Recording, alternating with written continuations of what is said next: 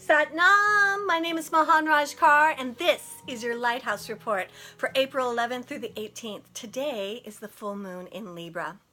The Lighthouse report encompasses the wisdom of the cosmos, the strength and the grit, and the power of Kundalini yoga, and then angelic messages that intuitively guide us towards our greatness. So let's talk about today. Wow, full moon in Libra opposing the Aries sun. So Aries wants to be like, hey, love me, I'm super important. And Libra's like, well, let's balance, let's make sure it's equal, let's check this out. When we're in this kind of opposition, it's very important to remember both are important. So it's really important to know who you are, Aries says, to be willing to step into the direction of what feeds your heart and loves you. And when you are balanced and have a consideration for those in your life and the energies that heal everybody, you really come to a beautiful matrix of greatness. That's what this full moon is asking. Plus, it's being hit by Jupiter in Libra, which is retrograde. And Jupiter is asking us to take a deep look about how these personal relationships to ourselves, husbands, best friends, our little community, how that relates to the bigger world community. Jupiter retrograde has been working us on love and how our self-love and our closest relationships is mirroring the places where we need to heal. We can look at this Saturn retrograde that just happened and go, oh my goodness, right after Saturn went retrograde, what did? We bombed Syria. And this whole volatile situation, it's important to know that it happened in the Lord of Karma and in retrograde. So my point is this. They don't just drop a bomb and hurt all those children in a blink of an eye. And we aren't just so ready to bomb them back. Retrograde, it's been building for a long time. A big, lengthy time of misunderstanding, of not taking the time to be clear and taking the time to have understanding and compassion and see where certain actions are leading. A lot of times we want to bury our head in the sand, which has been happening a lot with Neptune and Neptune and Pisces, where we're delusional, we don't want to look at it, and so we pretend it's not happening. That huge violence was an act of pretending we didn't have a problem. And the way to make sense of that is to go back to you. Where are you pretending it's going to work out when you know it's not? It's going to be okay, but you're not willing to take any action.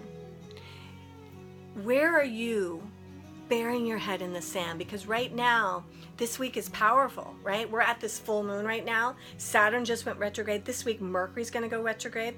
By the 20th of April, Pluto will go retrograde. And that's really important because that is our underbelly, our past lives. It's going to be beating up against Saturn, which is the Lord of Karma. The last time we had, and then the Uranus-Pluto square, the last time we had that was Pluto and Uranus. Think about that. Uranus is like, surprise, that didn't work, and something gets thrown out at you, right? Pluto is your past lives. It's the darkness. It's the things we want to hide from. The last time we have been in a energetic like this was in 1964, 65, 66. And so we started trying to move towards the Aquarian age even then. But we know this Aquarian age really officially was not on the cusp. It was actually happening on December 21st, 2012. And we're like 5 years into it. And when you look at the Uranus Pluto squaring, because of the way it's set up, it usually takes about 3 years, but it's been lengthened because of retrogrades and moving back and forth. And so this energetic has been 5 years long. Hasn't it been like, whoa, since 2012? What is going on? There's been some like glimpses of, oh, okay, I get it. I'm healing. But then in that, the world's been kind of falling apart.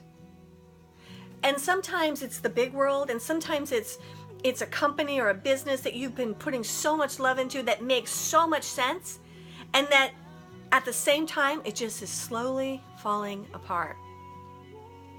The falling apart is only this. You're not seeing me. You're not seeing me, says the business. You're not seeing me, says the relationship. You're not seeing me, says yourself, because of the addiction. You're not seeing the gravity or the depth of that energy leak by ignoring it. Don't be scared. Get happy, because this is a wake-up call.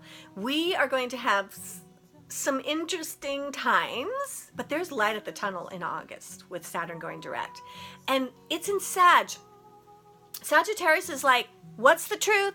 I want to know the truth. I want to say the truth. And when it's retrograde, right, I cannot find the truth. Why is this happening in the world? Why is this happening to me? And a little bit of victimish comes up. Victim and Saturn do not work together, because Saturn is discipline. Discipline, Yogi Bhajan says, is your greatest friend. So during this week in my classes, we're going to work a lot with Sat Kriya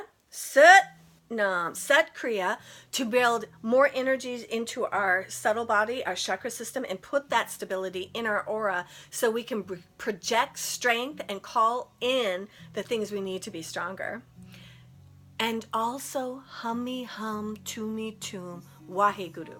So from this day till next Tuesday, we're all up in hummy hum tumi tum. I am you. You are me. When did I disappoint you? What was it like? What did it feel like? Now relax. When you're thinking of that person or situation that disappointed you, relax and feel into, how do I let myself down? How do I disappoint myself? How do I see Saturn saying, how do I lack discipline? Because when I lack discipline, I know that I'm not going to be progressing towards my highest self. Discipline is our greatest friend. That's why we're bringing in a lot of Sat Kriya.